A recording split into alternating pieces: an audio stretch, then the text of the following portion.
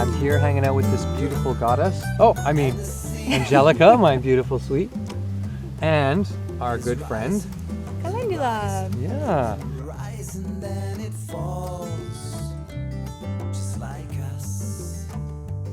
Calendula is a soft and soothing plant that we just love to work with. And ooh, we eat this? Well, for one, we love to eat these petals. We put them in our salads and our family eats it up. It really helps them enjoy their greens as well. May I try?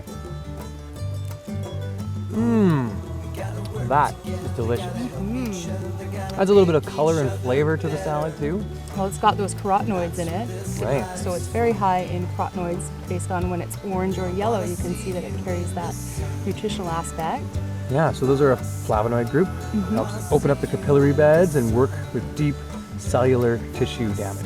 That's right. What works on the skin is it actually is anti-inflammatory. So this helps to cool the heat down in skin. So when there's rashes or burns or ulcerations. Or like a sunburn? A sunburn, absolutely. That's why it comes out during our hottest months. I've heard that this is also antispasmodic and antibacterial. So we have a bit of an effect that way for killing bacteria if there's an infection on the skin, so wound healing in that sense. Like you were saying, ulceration, a wound that won't heal over itself. And also for rashes or diaper rash in babies, also for cracked and dry sore nipples when mamas have been breastfeeding a lot. It can be really helpful for a new mother. It really looks like the sun, doesn't it?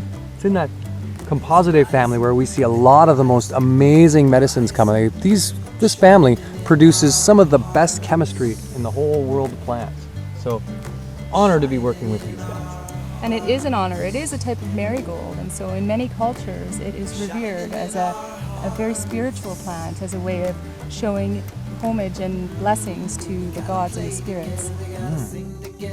One thing that was really cool that I did with this once, I was picking calendula and a bee flew in there and I didn't notice it. I picked the plant, the bee stung me right here. Ouch! I took that whole bee and that calendula, and because the bee was dead, or we're gonna die, and I mashed it right into my sting.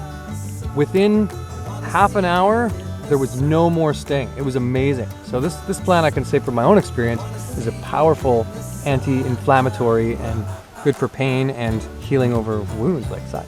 That's right. And then how does it work internally? Does it do the same thing when you eat it?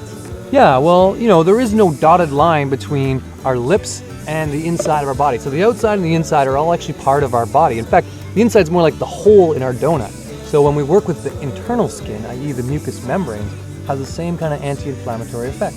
So great for digestion or sore throat.